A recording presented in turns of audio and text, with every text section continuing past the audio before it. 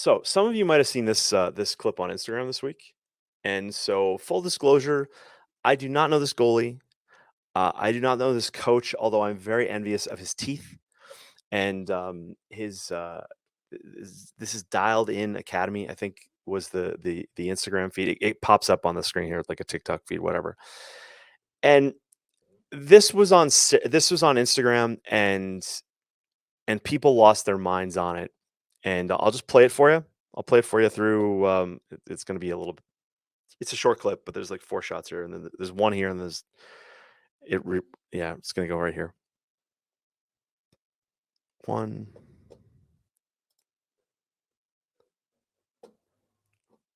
I'll add some music for you guys.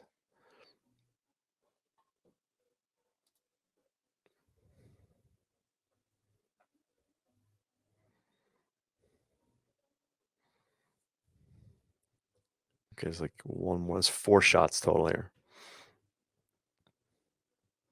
Okay, maybe that was it. All right. So, I'm just gonna play this while I'm talking and see if we can't. I'll rewind it once we get a little further through. Yeah, I got this on repeat. So here we go. Okay, so I just wanted to talk about people are freaking out about this video. They were angry at the coach. They're like, coach is psycho. You know, who's this helping? This is just an ego boost for the coach. The goalie's getting hurt. Um, and and yeah, you're right. The goalie is getting a little hurt, but I'm gonna take a little bit of a different approach on this, and because this is everything that's wrong with most people's mindset around the field lacrosse goalie position, in my opinion. So if you apply my 5 second rule, right? And in my 5 second rule, the 5 second rule is that you take the last 5 seconds of the game. It's the national championship. Up in the stands is, mom, dad, grandma. Grandma's about to die. She's like 112 years old. This is her last chance to see you play lacrosse. And you know, ball comes over to a shooter right here, and it's their last shot for the win, right? And the question is, can you make that save? And so if you're prepared and you're trained, then guess what?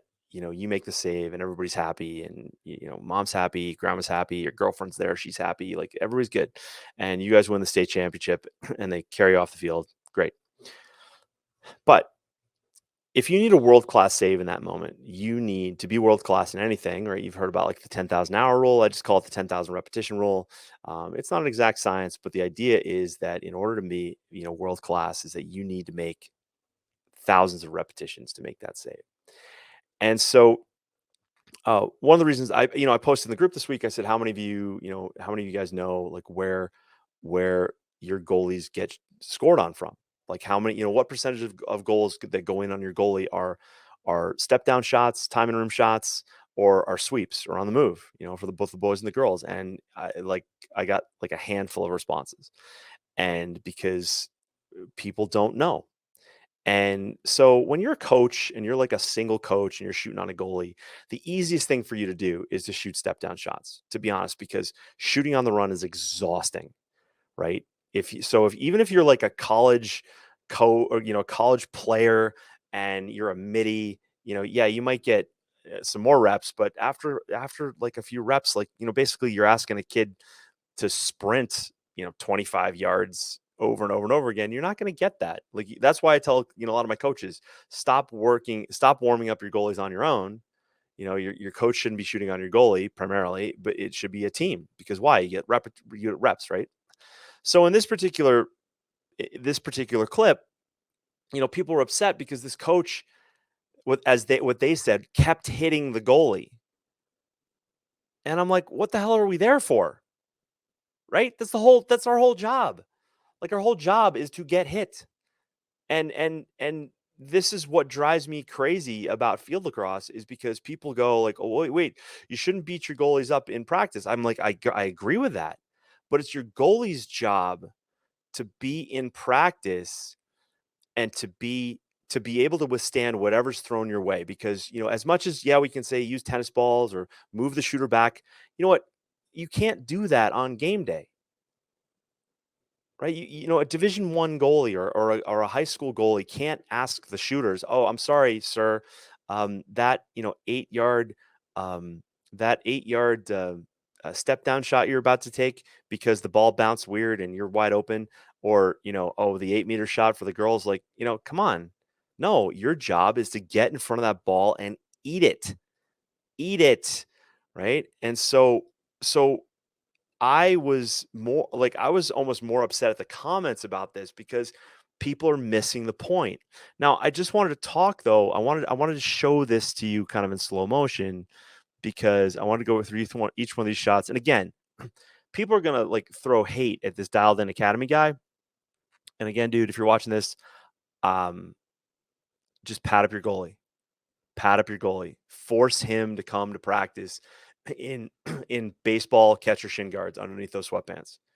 Because what happened here, so the first shot goes, and would you consider this a goalie move, right?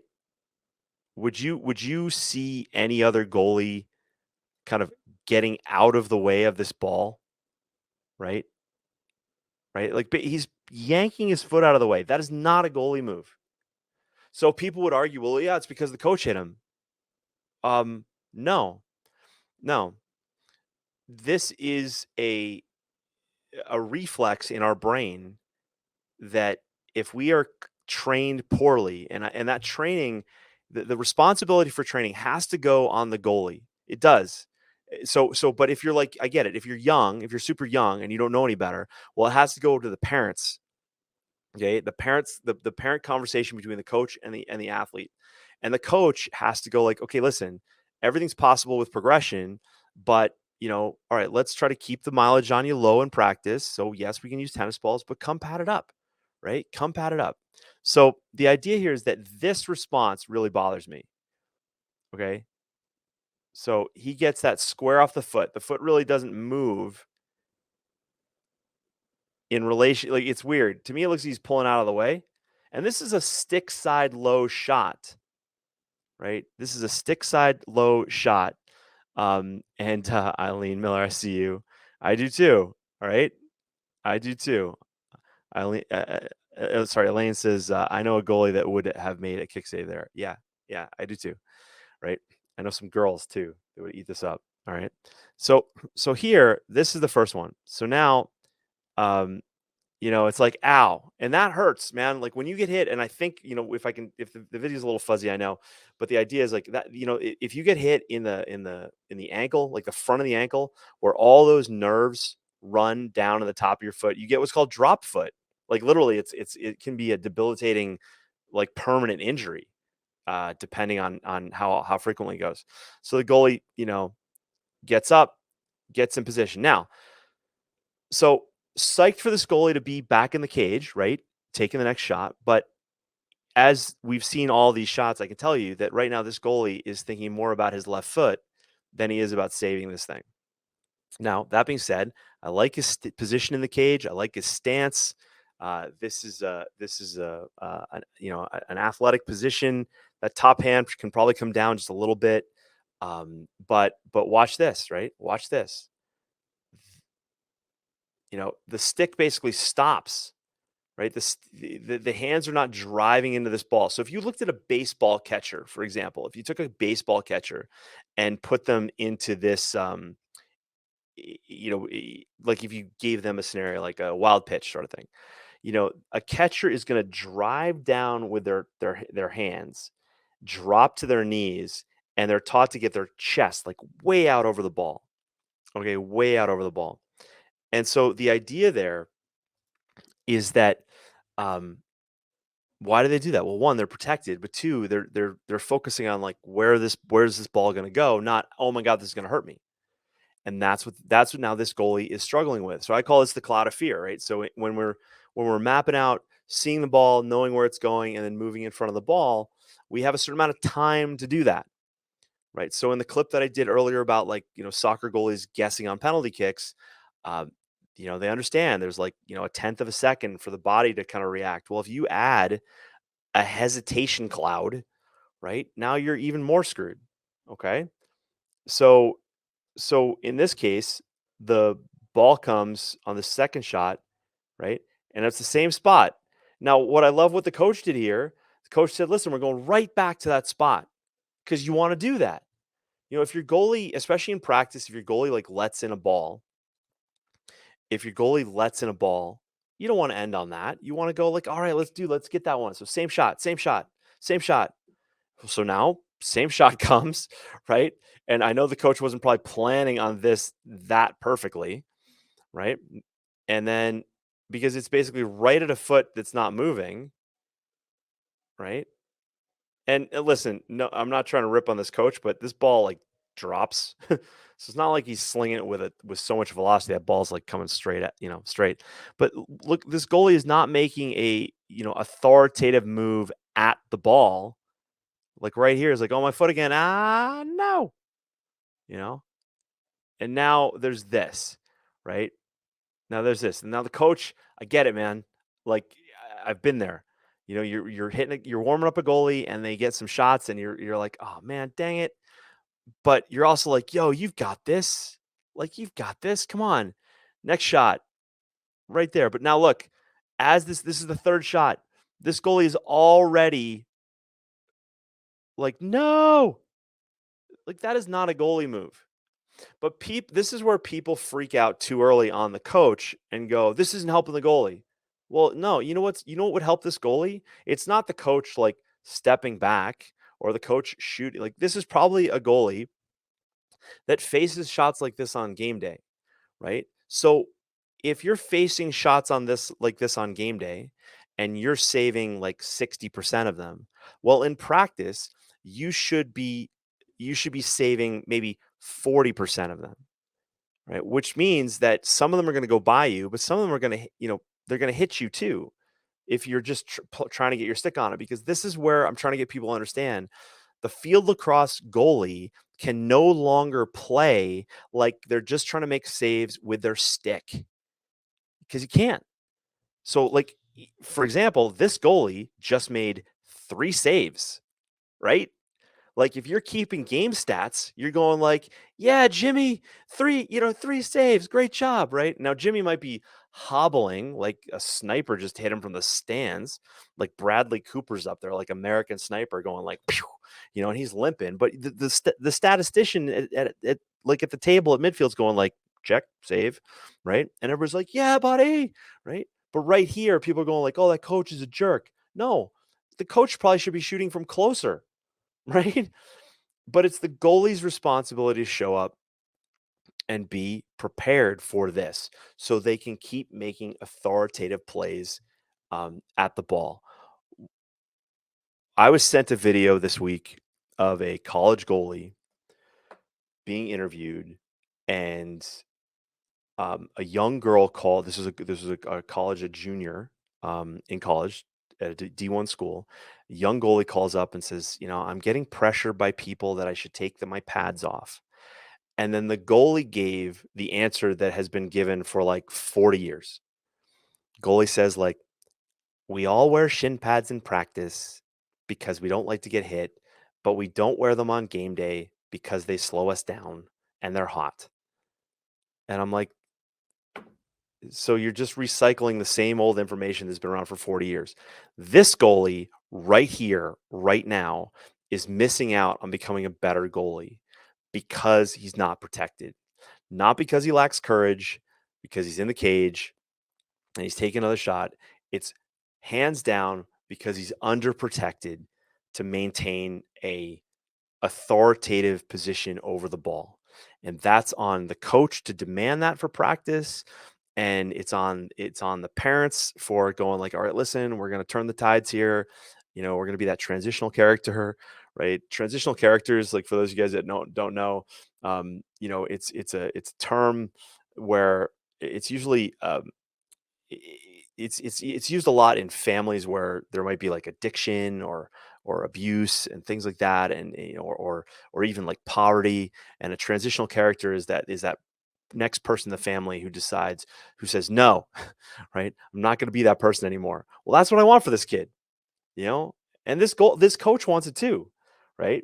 But I'm just going to encourage this coach, if you're listening, man, just have all your kids come to practice padded up so that you can you can make them better, right? Because this is not making them better, because we can't rely on goalies, you know, being a true goalie and just saving balls with their stick. No, we're done with that, right? We're totally done with that, right? So and then on this last shot, and the coach here's like, dude, I feel for you, man. You got this. Now this is where people freaked out. The coach, like, if you just take this as a if you don't take this in context, you're like, this coach is crazy. He's like yelling. He's got this crazy beard and this big smile, and he's like, and here comes another one. Boom again. So now, just back to my point, if you're keeping the stats in this goalie, that's 4 for nothing. Like, he made 4 saves on 4 shots, 100%. Great job. All right, great job. But can we do this for a 5th shot and a 6th shot? But this is not a save of authority. This is a save of this is a like I was saying, you're just getting hit. So big shout out to Dialed In Academy. Again, I don't know this guy, I don't know this goalie, but the idea is, I'm envious of his teeth, and those crow's feet are fantastic. The beard is also epic. But the idea here is that, you want your goalie to be able to withstand shots like this. So let me think about this for a second. If you take a goalie, so this is a high school goalie, but if you take a 8th grader and you put them in the cage and they're getting shot on by, pick your favorite Division 1 college All-American. Um,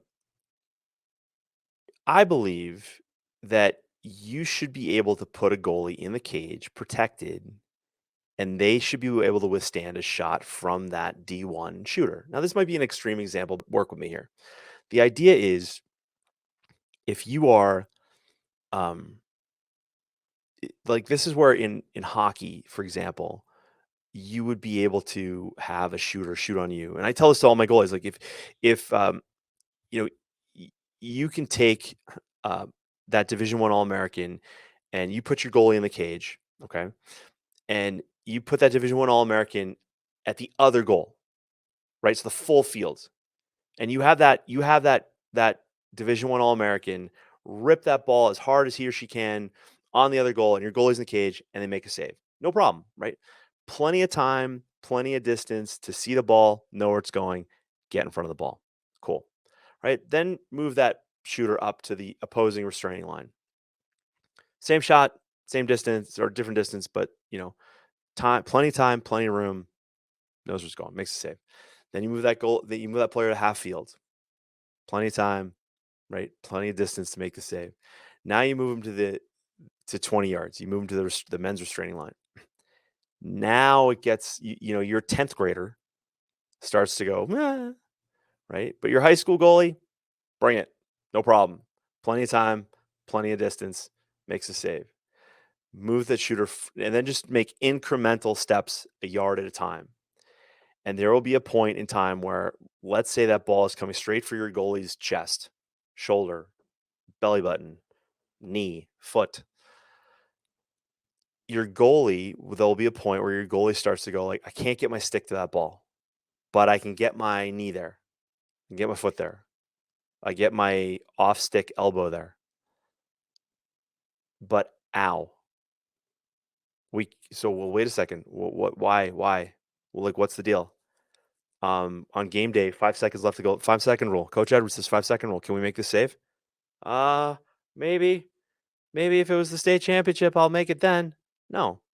What makes you think you'll make it then if you can't do it in practice? Right? Because fundamentally, you can't have elite performance just on game day. Yeah, there's a bit of a bump in adrenaline and things like that, so that a goalie who plays like this can have a little bit of bump. But this is where I tell people, I wrote about this in my book, like, there's no such thing as a big game day, because my question is always like, well, if you get up for a big game, what have you been doing for your team on all those other games? Just taking it easy? Well, you're not helping us, right? You're not helping us at all. So, as a goalie, as an elite athlete, you have to come to the game every day and practice and be like elite. And this is where, people laugh like when I say this, but um, I learned more about elite athletics from training to go to the Olympics than I did from lacrosse. And I still see this because when I see situations like this goalie here, um, dude, I get it, but you can't just rely on for lack of a better term here, manliness or femaliness, right? Um, or is femaliness, whatever, balls, lady balls, whatever you want to call it, because that's not. Yeah, there's times when you just send it, but even an athlete who just sends it and lands it, they had that in them all at once. But this is not like um, when we're reacting as a goalie, when we're a receiver of all this impact, we have to withstand that, right? Your athlete has two jobs to do: withstand challenges and take advantage of opportunity.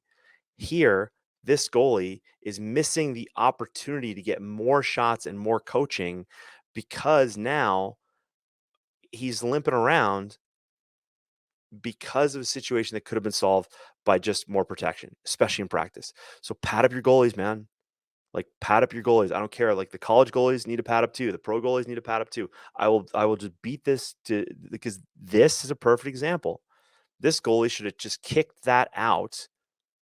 Like and again, if you put a soccer player in that cage right now and make it a soccer ball, right? And you fire that ball just like this coach is throwing that lacrosse ball, a really good soccer player, a good high school soccer player is going to turn their foot out, take that with their instep, trap that thing if they can, or deflect it. Boom, done.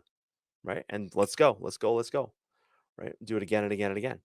Right. Same distance, all that stuff. So this is where, we have to look critically at the lacrosse goalie position and say, all right, if I took, is there an athlete out here with better athletic ability for this type of move?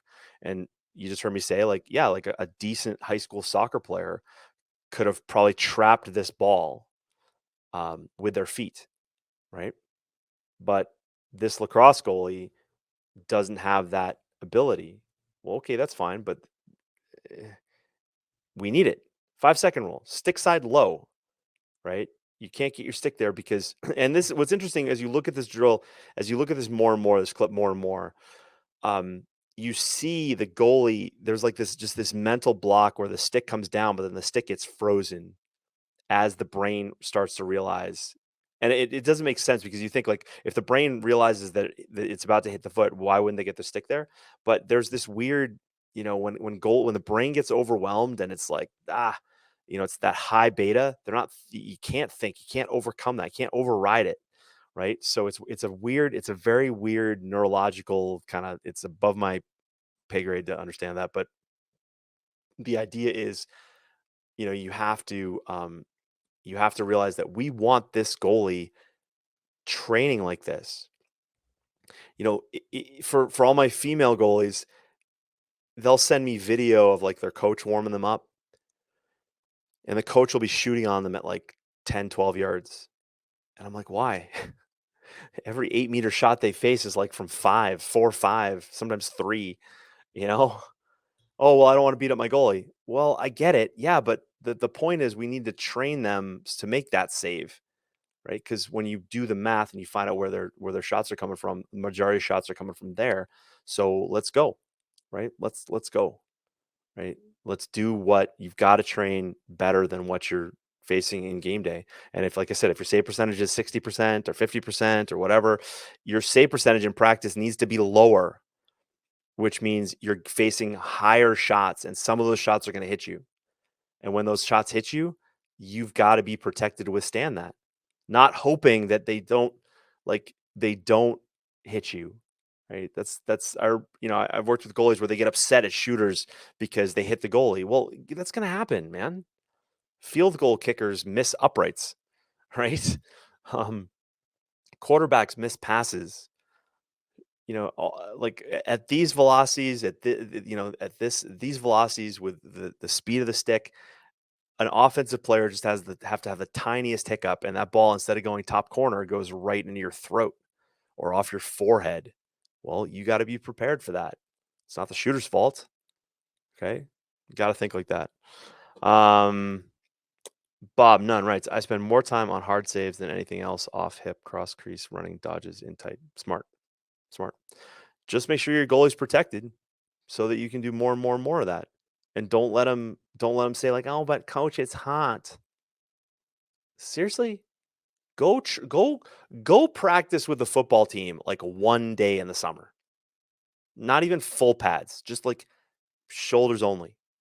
Right? Seriously. Right? Seriously. Tennis, like you're like practically buck naked in your favorite pair of sneakers and you're out there in the sun on a court, like you would die. Okay. But just for some perspective, like people, no, I'm just talking about tennis as a sport, not tennis balls. No, so I'm all for tennis balls. But one of the things, in this particular case, is that when this goal, and some goalies say like, oh, on game day, I'll take those shots because I'll have more adrenaline in me. No, that's that you're saving it to play up on game day.